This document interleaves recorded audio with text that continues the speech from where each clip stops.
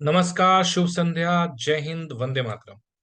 जिस पल का आप सभी लोगों को इंतजार था वो पल आ गया और एसएससी ने अपना नोटिफिकेशन जेएसटी के लिए नोटिफिकेशन जारी कर दिया। रादर मैं कहूंगा जेएसटी के लिए नहीं, जेटीओ के लिए। इस बार जूनियर ट्रांसलेशन ऑफिसर करके यह जो नॉमेनक्लेचर चेंज किया गया है राजभाषा विभाग के द्वारा और डीओपीटी के द्वारा, तो नए नॉमेनक्लेचर के साथ इस बार की वैकेंसी आई हुई है बहुत सारे डिपार्टमेंट में। बहुत वैकेंसी है। जो एक उम्मीद की जा रही थी कि 300 प्लस वैकेंसीज आएंगी, तो हम बार बार कह रहे थे, तो 300 प्लस वैकेंसी आपके लिए इस बार है। बहुत ही सुनहला मौका आप सभी लोगों के लिए। तो अक्ष फाउंडेशन के इस प्लेटफॉर्म पे आप सभी लोगों का बहुत बहुत स्वागत है। और मैं एक बार इस नोटिफिकेशन के मुख्य बिंदु क्या क्या है, उन मुख्य बिंदुओं पे हम चर्चा कर लेते हैं। फटाफट हम उन मुख्य बिंदुओं पर चर्चा कर लेते हैं और फिर हम यह देख लेते हैं कि हमें फॉर्म को भरते वक्त किन किन बातों पर ध्यान रखना होगा, है ना। तो चलिए, सबसे पहले महत्वपूर्ण बात यह है, 22 अगस्त 2030 यानी कि आज ही यह नोटिफिकेशन जारी किया गया है और आज से आपकी एप्लीकेशन की विंडो ओपन हो चुकी है। 12 सितंबर तक आपकी एप्लीकेशन आप कर सकते हैं। 12 सितंबर तक का डेट, लगभग 20 दिन का समय आपको दिया गया है। इसके अतिरिक्त अक्टूबर 2023 में टेंटेटिव एग्जाम पहले से ही हमारे यह डेट 16 अक्टूबर का डेट दिया हुआ है, तो उसके आसपास में एग्जाम के होने की संभावना है। अक्टूबर 2023 में इसके आपके रिटर्न एग्जाम होंगे। आपके पास लगभग 2 महीने का समय है एग्जाम के प्रिपरेशन के लिए। चलिए, सो देख लेते हैं एलिजिबिलिटी वगैरह और फिर क्या वैकेंसीज हैं। पे स्केल आप सब जानते हैं, लेवल 6 का पे स्केल होता है। और जैसा मैंने कहा था, जूनियर ट्रांसलेशन ऑफिसर जेटीओ के नाम से इस बार सीएसओएल ने और आर्म्ड फोर्सेज हेडक्वार्टर एएफएचक्यू ने अपनी वैकेंसी जारी की है। और बाकी जो भी डिपार्टमेंट है उन लोगों ने जेएचटी यानी कि जूनियर हिंदी ट्रांसलेटर के नाम से वैकेंसीज जारी की है। सीनियर हिंदी ट्रांसलेटर की भी वैकेंसीज हैं। 10 वैकेंसी सीनियर हिंदी ट्रांसलेटर की इस बार है, तो बहुत अच्छा वैकेंसी पोजीशन है। सो पिछली बार और इस बार में फर्क ये है नोटिफिकेशन में कि पिछली बार वैकेंसी पोजीशन बहुत लेट तक पता नहीं चल पाया था कि कहाँ कहाँ वैकेंसीज हैं। इस बार आपके सामने वैकेंसी पोजीशन है, तो सभी लोगों के लिए एक तरीके से तस्वीर बहुत साफ है। जो एक पिछली बार एक तरीके से एम्बिग्विटी थी, वो बहुत हद तक इस बार साफ कर दिया गया है। वैकेंसीज पोजीशन बहुत सारे विभागों में, जैसा कि हम लोग लगातार कह रहे हैं कि जो सरकार की मंशा राजभाषा को लेकर के बिल्कुल साफ है। और इसी वजह से राजभाषा से संबंधित सारे पदों को भरने का प्रयास किया जा रहा है। और इसी प्रयास के क्रम में 307 पद आपके सामने हैं, जो जिसके लिए कि आप सब लोग अप्लाई कर सकते हैं, जो भी लोग इसके लिए पात्र हैं, योग्य हैं। ठीक है। एक दो चार तीन हम सब जानते हैं कि इसी तरीके से पद मंत्रालय और विभागों में होते हैं, अनुवाद अधिकारियों के। तो 5 पद यहाँ पे देख पाएंगे आप, department of science and technology में 5 पद हैं। उसी प्रकार से यदि आप देखेंगे तो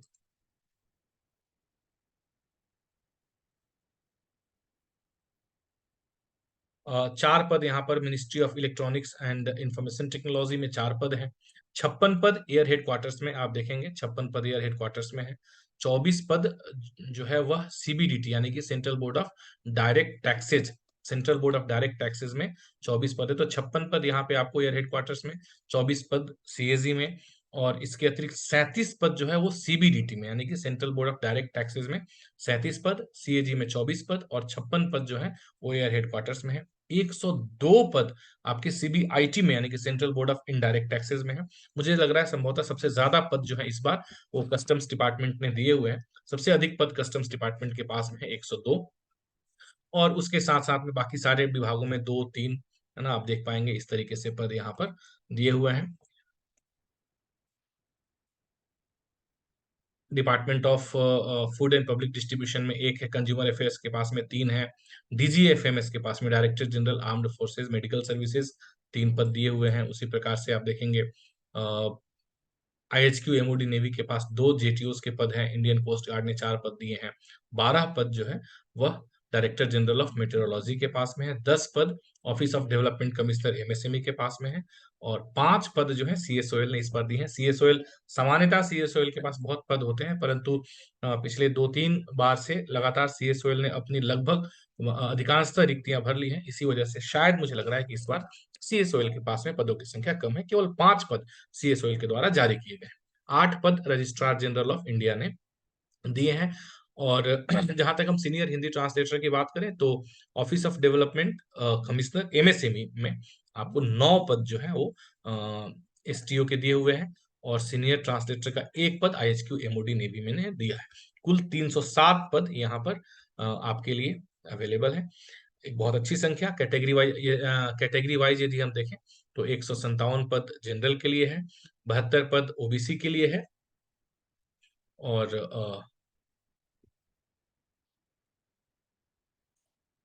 38 पद एससी, 14 एसटी और 26 पद ईडब्ल्यूएस के लिए। तो यहाँ पे हम देख पाएंगे 38 पद एससी के लिए है, एससी, 14 एसटी के लिए, 72 ओबीसी के लिए, 26 ईडब्ल्यूएस के लिए, और 157 पद जो है वो जनरल कैटेगरी। तो ये कैटेगरी वाइज पदों का यहाँ पे डिस्ट्रीब्यूशन इस प्रकार से है।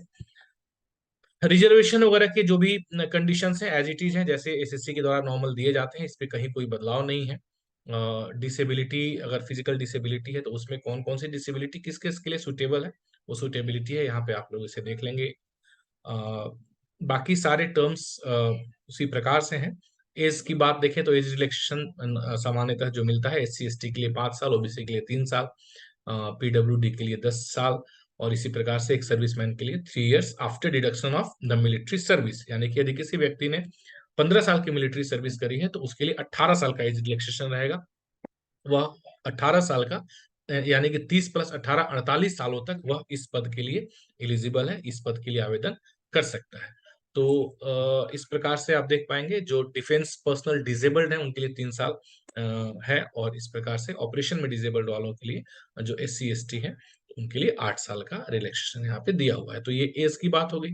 एक्सप्लेनेशन ऑफ एक सर्विसमैन, ये सारी चीजें सामान्यता है जो एसएससी के हर नोटिफिकेशन में होती हैं। जो जानने योग्य बातें हैं, अब हम लोग चलते हैं सीधा एजुकेशनल क्वालिफिकेशन के ऊपर।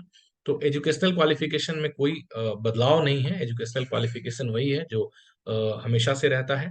Masters degree of a recognised university in Hindi with English as a compulsory और इलेक्टिव सब्जेक्ट और as the medium of examination at the degree level. ये मैं एक बार स्पष्ट कर देना चाहता हूँ, इसमें आप लोगों को बिल्कुल भी किसी भी तरह के डाउट में रहने की आवश्यकता नहीं है, संदेह की आवश्यकता नहीं है। आपका मास्टर्स डिग्री अगर हिंदी में है तो ग्रेजुएशन लेवल पे आपका इंग्लिश एक सब्जेक्ट हो या अंग्रेजी मीडियम। मास्टर्स डिग्री यदि अंग्रेजी में है तो ग्रेजुएशन लेवल पे इंग्लिश सब्जेक्ट के साथ में है तो ग्रेजुएशन लेवल पे हिंदी या तो एक सब्जेक्ट हो या हिंदी मीडियम हो। मास्टर्स डिग्री यदि आपने हिंदी या अंग्रेजी दोनों विषय के साथ ना करके किसी और विषय से किया है तो वहां पे फिर मीडियम इंपॉर्टेंट हो जाता है। यदि आपने मास्टर्स डिग्री हिंदी मीडियम से किया है तब भी आपके डिग्री लेवल पे अंग्रेजी एक सब्जेक्ट हो या फिर आपका मीडियम ऑफ एग्जामिनेशन हो, और यदि आपने मास्टर्स डिग्री अंग्रेजी मीडियम से किया है तो ग्रेजुएशन लेवल पे हिंदी एक सब्जेक्ट हो या फिर मीडियम ऑफ एग्जामिनेशन हो। तो इस तरीके से इसमें से जो भी कॉम्बिनेशन आपका बैठ रहा है उस कॉम्बिनेशन के अनुसार आप इस एग्जाम के लिए पात्र हैं। इसके साथ साथ में आपके पास post graduate diploma in translation studies यह कोर्स होना चाहिए। यहाँ पे आपको जो ध्यान देने योग्य बात है वो ये कि या तो डिप्लोमा या तो सर्टिफिकेट कोर्स। यदि आपने सर्टिफिकेट कोर्स भी करके रखा है, जैसे बहुत लोगों को संदेह होता है कि सर मैंने तो 6 महीने का सर्टिफिकेट कोर्स करके रखा है ट्रांसलेशन में, तो क्या मैं इसके लिए पात्र हूँ? आप बिल्कुल पात्र हैं, क्योंकि यहाँ पर साफ साफ लिखा हुआ है कि हिंदी से इंग्लिश और वाइस वर्सा, यानी कि हिंदी से इंग्लिश और इंग्लिश से हिंदी यदि आपने सर्टिफिकेट कोर्स भी कहीं से करके रखा हुआ है 6 महीने का रिकॉग्नाइज्ड रिकॉग्नाइज्ड इंस्टीट्यूट से या यूनिवर्सिटी से, तो वह भी इसके लिए आप बिल्कुल पात्र हैं। और डिप्लोमा यदि आपके पास में है तो आप पात्र हैं। केवल पीजीडीटी है तभी आप पात्र हैं, ऐसी कोई ये कोई अनिवार्य नहीं है। आपके पास किसी भी तरह का सर्टिफिकेट कोर्स यदि ट्रांसलेशन में है रिकॉग्नाइज्ड इंस्टीट्यूट के द्वारा तो आप इसके लिए पात्र हैं। नहीं तो अगर किसी व्यक्ति के पास अनुवाद के क्षेत्र में 2 साल का एक्सपीरियंस यानी कि अनुभव प्रमाण पत्र भी है तो वे लोग भी इसके लिए पात्र हैं। अनुभव प्रमाण पत्र किसके द्वारा जारी किया जाना चाहिए? सेंट्रल या स्टेट गवर्नमेंट ऑफिस के द्वारा, including government of India undertaking, यानी कि जो भारत सरकार के उपक्रम है उनके द्वारा भी जारी किया गया एक्सपीरियंस सर्टिफिकेट मान्य होगा। तो ये आपकी पूरी एलिजिबिलिटी क्राइटेरिया, इसमें कोई विशेष बदलाव नहीं है। जैसा पिछले वर्ष था उसी प्रकार से इस वर्ष भी है। सीनियर ट्रांसलेटर के लिए भी वही एलिजिबिलिटी चाहिए, केवल अनुभव की जगह पे अनुभव, जहां 2 साल का अनुभव चाहिए होता है एज ए कनिष्ठ अनुवाद अधिकारी के लिए, जूनियर ट्रांसलेशन ऑफिसर के लिए, वहीं पे वरिष्ठ अनुवाद अधिकारी यानी कि सीनियर ट्रांसलेशन ऑफिसर के लिए आपको 3 साल का 3 इयर्स का एक्सपीरियंस चाहिए। तो ये सिर्फ एक एलिजिबिलिटी क्राइटेरिया में बदलाव है। तो ये आपका एलिजिबिलिटी क्राइटेरिया की हमने बात कर ली। और यहाँ पे साफ साफ लिखा हुआ है, पिछली बार यह एम्बिग्यूटी अगेन थी डॉक्यूमेंट वेरिफिकेशन को लेकर के, इस बार साफ साफ कह दिया गया है कि आपका document verification respective user department और ऑर्गेनाइजेशन करेगा और उसे ही आपको अपने सारे डॉक्यूमेंट्स सबमिट करने हैं, यह बात यहाँ पे स्पष्ट कर दी गई है।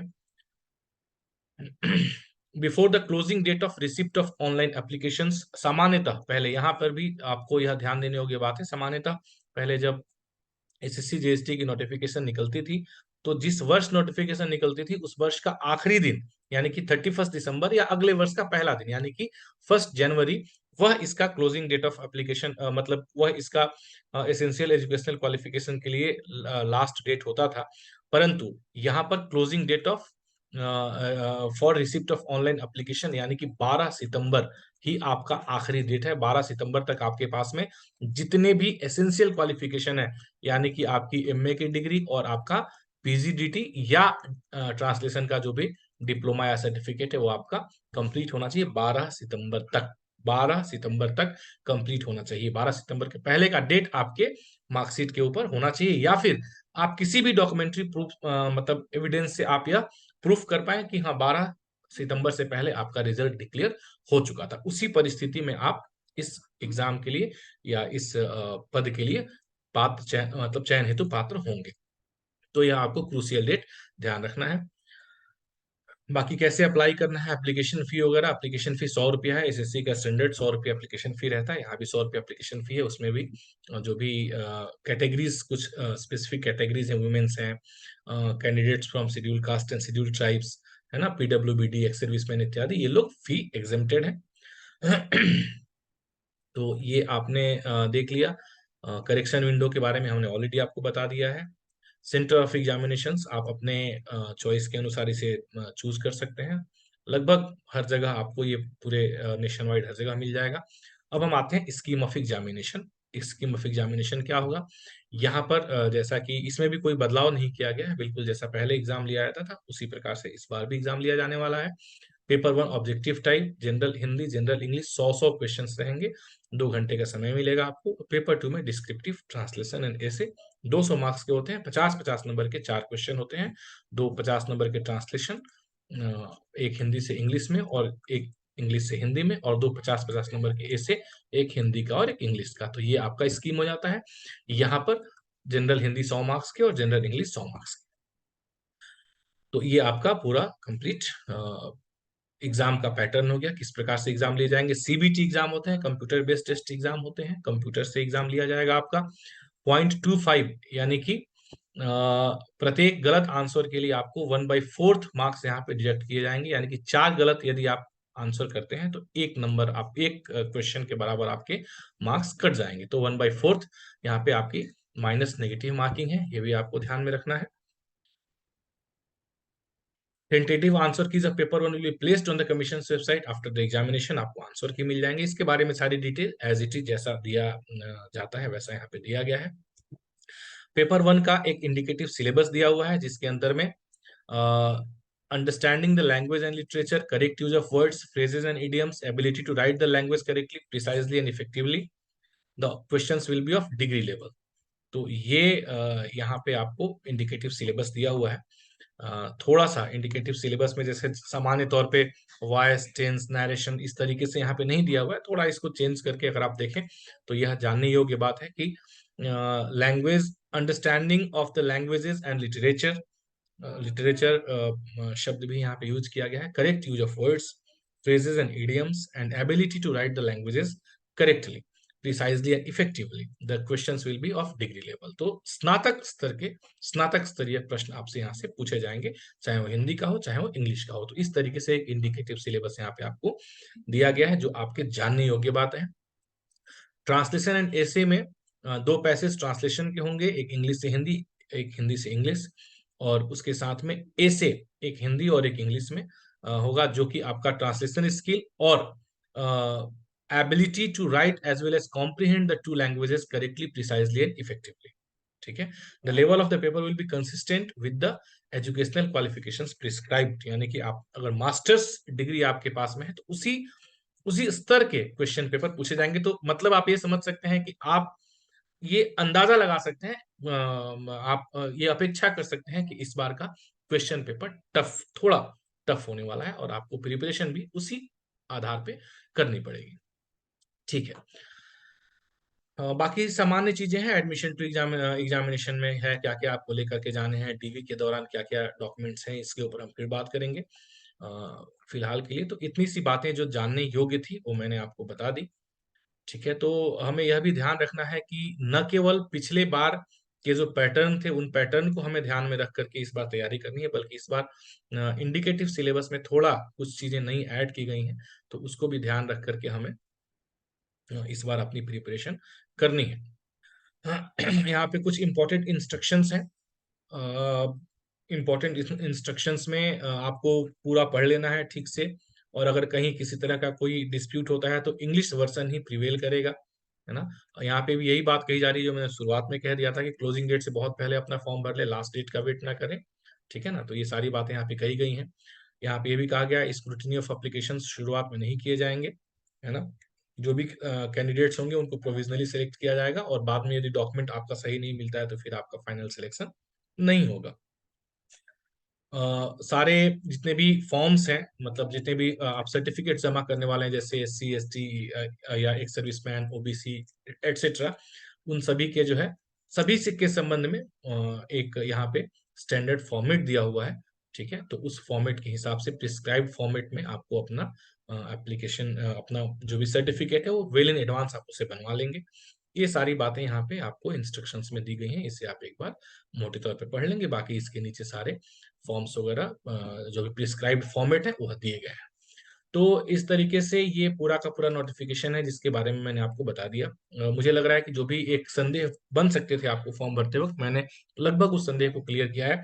इसी नोटिफिकेशन में आखिरी में जा करके स्टेप वाइज कैसे कैसे फॉर्म भरना है उसके बारे में भी काफी डिटेल्स में सारी जानकारी दी हुई है, तो कोई ऐसा समस्या आपको नहीं आएगी। आपका सिलेबस से संबंधित जो बातें हैं, तो जैसा कि आप सब जानते हैं कि हम लोग कल 23 तारीख से 23 अगस्त से हम लोग अपना फाउंडेशन का SSC GST के लिए स्पेशल सेशन शुरू करेंगे, जिसके बारे में मैंने ऑलरेडी आपको बता दिया है। एक ब्रीफ में जानकारी आपको उसके बारे में वापस दे देता हूँ कि जो हम कल से जो हमारा एक लाइव सेशन शुरू होने वाला है उसके दौरान हम किन किन चीजों को कवर करने वाले हैं।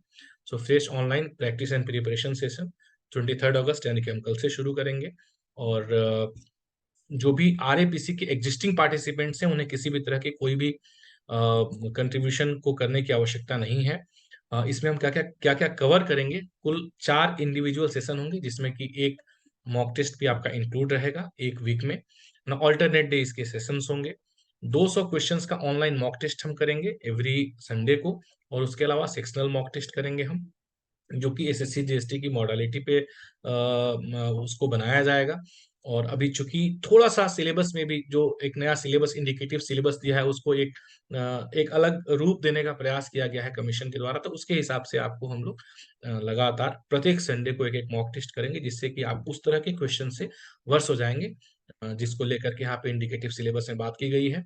डेली सेक्शनल ऑनलाइन मॉक भी हम करेंगे, और इसके साथ साथ में डेली ट्रांसलेशन असाइनमेंट आपको मिलेंगे, उसके सॉल्यूशंस मिलेंगे। ट्रांसलेशन जो आप करेंगे मॉक टेस्ट के दौरान उसका इवैल्यूएशन, मार्किंग, फीडबैक किया जाएगा।